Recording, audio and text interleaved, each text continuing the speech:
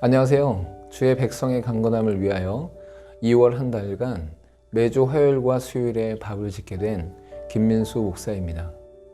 말씀으로 밥을 지어 여러분 앞으로 가지고 갑니다. 오늘 말씀은 마태복음 14장 1절과 2절의 말씀입니다.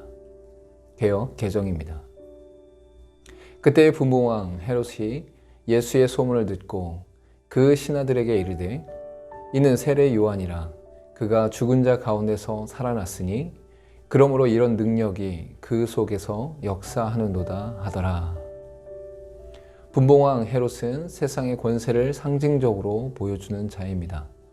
그는 동방박사들을 속여 아기 예수님을 죽이려고 했던 헤롯 대왕의 아들인 헤롯 안티파스입니다. 헤롯 대왕은 요셉과 마리아가 아기 예수님을 데리고 애굽으로 피신했던 시기에 죽었습니다. 그리고 그의 세 아들인 아켈라오, 안티파스, 빌립이 영토를 나누어 통치하였기에 분봉왕이라고 불렀습니다.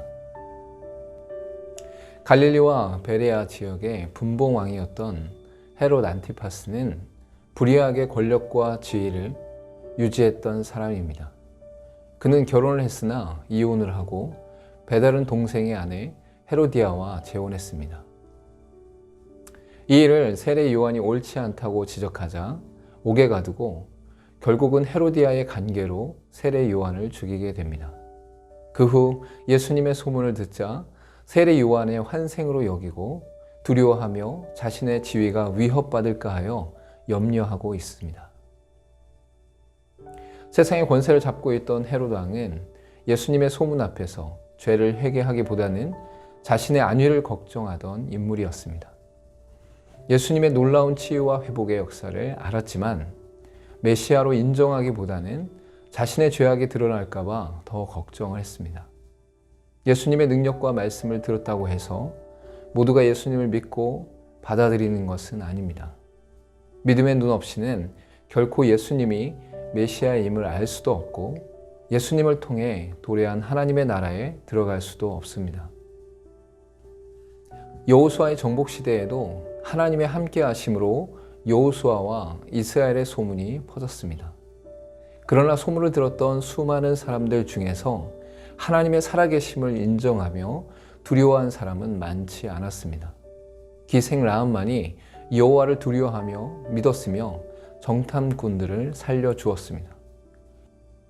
여호수아서 2장 11절 말씀에 우리가 듣자 곧 마음이 녹았고 너희로 말미암아 사람이 정신을 잃었나니 너희의 하나님 여호와는 위로는 하늘에서도 아래로는 땅에서도 하나님이시니라 라고 말씀합니다.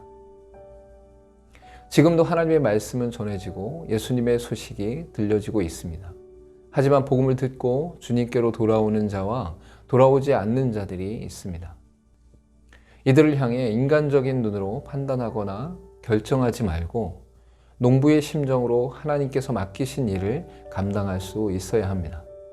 고린도전서 3장 6절에서 7절 말씀 가운데 나는 심었고 아볼로는 물을 주었으되 오직 하나님께서 자라나게 하셨나니 그런즉 심는 이나 물 주는 이는 아무것도 아니로되 오직 자라게 하시는 이는 하나님뿐이니라 라고 말씀하십니다.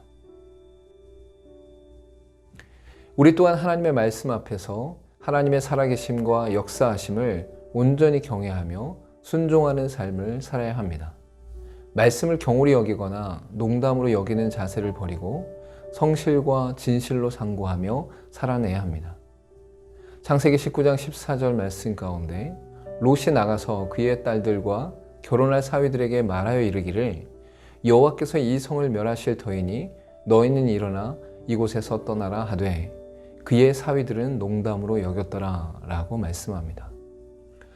세례 요한은 짧은 인생을 살았지만 정의를 물같이 공의를 마르지 않는 강같이의 말씀처럼 하나님 앞에서 진실된 선포와 실천의 삶을 살았습니다.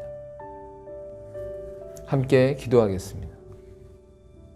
예수님을 믿고 하나님의 백성된 우리가 거짓과 불의에 무릎 꿇지 않고 진실과 성실로 온전히 살아가게 하시옵소서. 선포된 하나님의 말씀대로 순종하며 살게 하옵소서. 예수님의 이름으로 기도합니다. 아멘.